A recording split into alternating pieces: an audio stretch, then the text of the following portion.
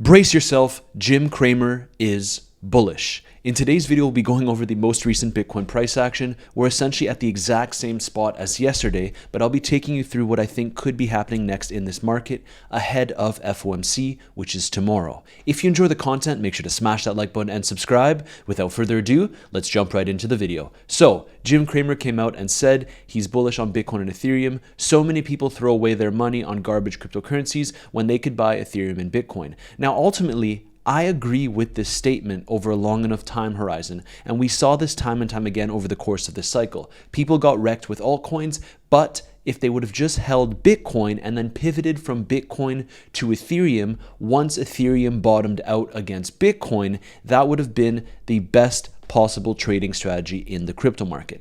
At this point in time, though, we need to consider the fact that Bitcoin is trying to form a higher low. In yesterday's video, we talked about this bear flag, and rightfully so, I got a comment that essentially said, everyone and their mothers are talking about the bear flag. That's good. Perfect setup for a short squeeze. And honestly, I couldn't agree more.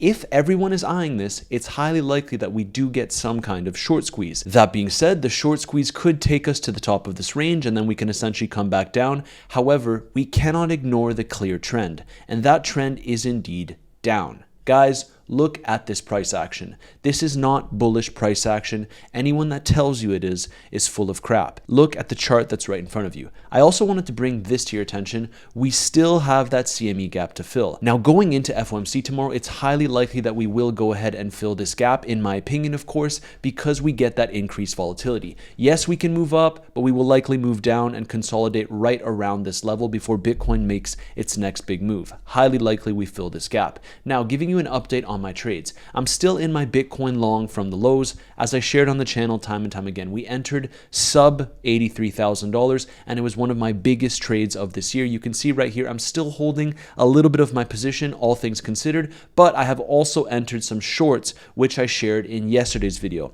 I actually think that right now, Bitcoin will likely shake out tons of market participants as we continue to see that liquidity is getting built up on both sides. People are eager to go long, but on the longer time frames, we can see that a lot more people are short than long. So at this point in time, with what we're currently seeing, it would not surprise me if Bitcoin gets another wick down to the 89K region, fills that CME gap, we grab this liquidity, and then we can potentially go ahead and move higher out of here. Taking a look at the 2-week time frame, or sorry, the 1-month time frame, I still want to bring this to your attention.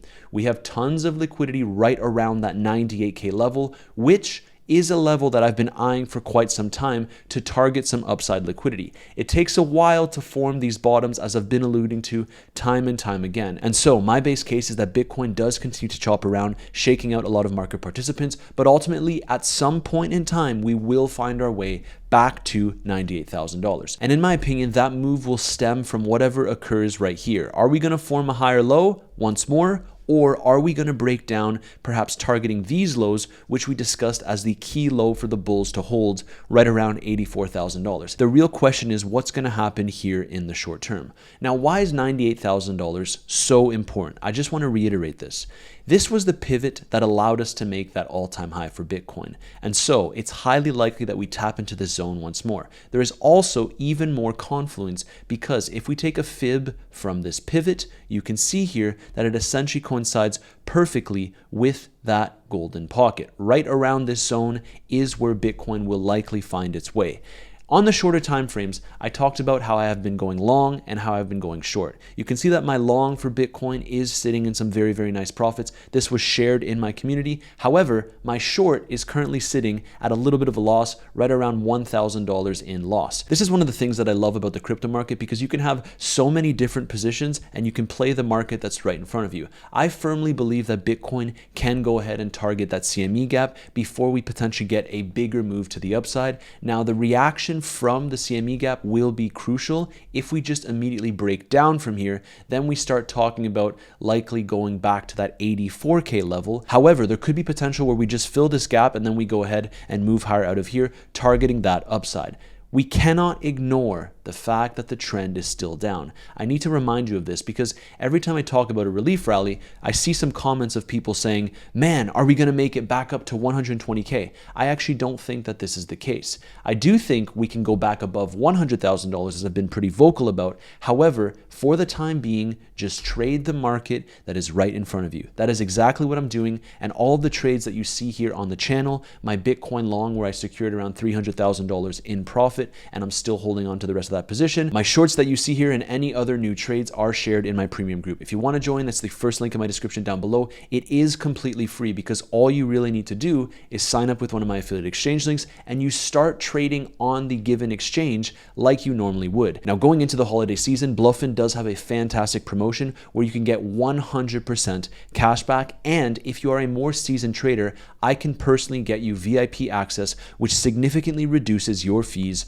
on the platform. And also, please remember that I am not a financial advisor. There's a big disclaimer in the description down below. I'm just a guy on the internet sharing his own trades and his overall insights on the crypto market. Now, what is next for Bitcoin? I think it's pretty clear here. We're likely going to chop a lot of people out. People want to catch the lows. People want to start shorting from here, but ultimately, on the shorter time frames, we can see that there is more liquidity to the downside, 24-hour time frame that is. However, once that gap is filled, we do have a lot more liquidity to the upside. You need to consider this, all while the overall trend is still down. Trade the market that's right in front of you. That is the only thing that I can really preach to you in today's video. I also wanted to take a look at this, which is the Bitcoin exchange liquidation map. Been a while since we went over this. On the one-day time frame, you can see that shorts and longs have both been piling up relatively evenly. On the 7-day time frame, there are more shorts in the market, and on the 30-day time frame, there are significantly more shorts in this market. So pay attention, because we can come back down,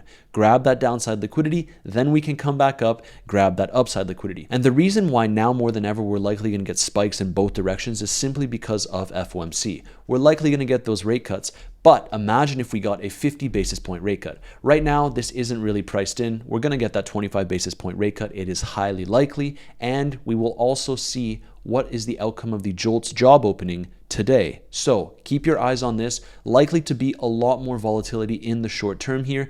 If you're trading this market, I would highly recommend that you are not aggressive at this point in time, because I'd be willing to bet here that we will see spikes in both directions. And that sums up today's quick video. There's not much to say. Bitcoin is essentially at the exact same price that it was yesterday going into FOMC tomorrow. We also have the JOLTS job opening data today, which we just discussed, likely to see increased volatility in the next 48 hours. I am positioned. My most aggressive position was from the lows when Bitcoin absolutely capitulated and everyone was calling for lower. That is when I went long and shared it with my community. But I am also in a short, which is currently sitting in a little bit of a loss. If you enjoy the content, make sure to smash that like button and subscribe. Remember, if you want to join my premium group, you do have that first link in the description down below. It is completely free because you're trading with your own capital. And of course, if you'd like to know how I personally leverage trade the market, a beginner's guide if you will, you have my bluff and leverage trading tutorial right here. I'll see you in tomorrow's video, likely to get a lot more volatility.